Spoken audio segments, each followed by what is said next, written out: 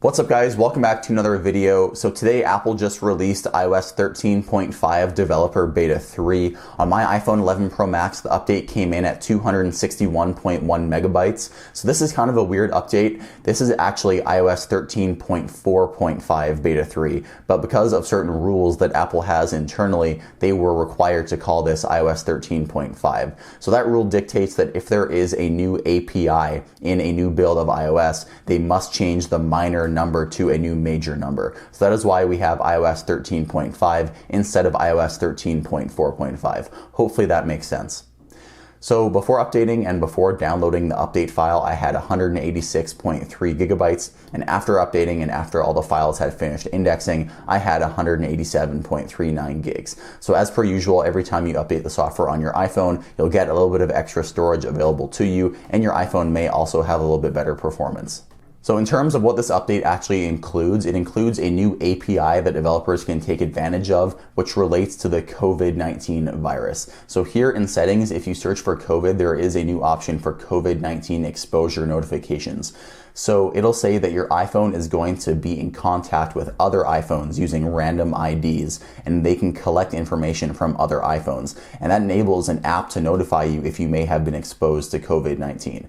So in my understanding, this kind of works similarly to how Find My iPhone works, where your iPhone is going to be pinging off a wireless random beacon to other iPhones, and other iPhones can communicate to each other securely. And if your iPhone thinks that you may have been in an area where you could have been exposed, you are going to be getting exposure notifications for COVID-19. I don't fully know how this works, but it is nice to see Apple teaming up with Google to have different APIs like this available to the public. So Google is also releasing a new beta today in the Play Store, which also includes support for this API as well.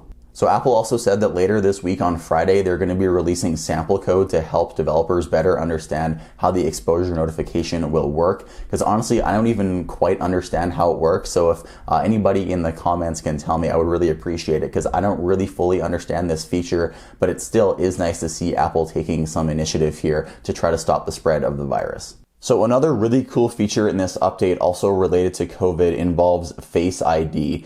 So if your iPhone now detects when it tries to scan with Face ID that your face is covered with a mask, instead of trying to repeatedly scan for Face ID, if you swipe up from the bottom, it'll instantly bring you to the passcode option. Now, I have a microphone clipped onto my shirt, so there's no way I can cover my face. I'll try to do it with my hand so I can demonstrate it here. So I'll lock my phone and I'll cover my face, and then I'll try to swipe up.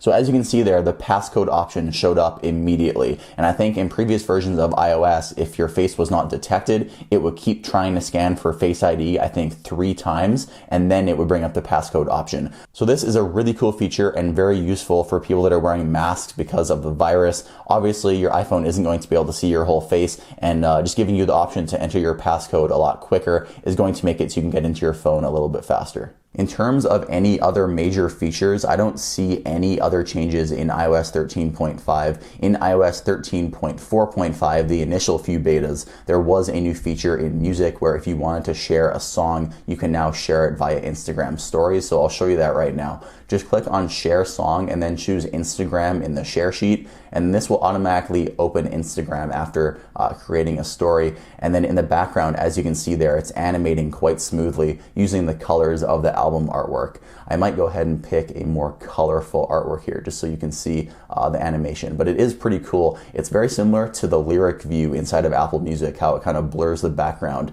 Anyway, it looks pretty nice. I think it's going to look nice when you share this on your Instagram stories, and they've been tweaking the UI as the betas have progressed. So apart from that major API change in this update today, that's pretty much it for iOS 13.5 Beta 3. If you have any questions or comments, obviously feel free to leave them down below. If you found this video useful, please subscribe and also like the video.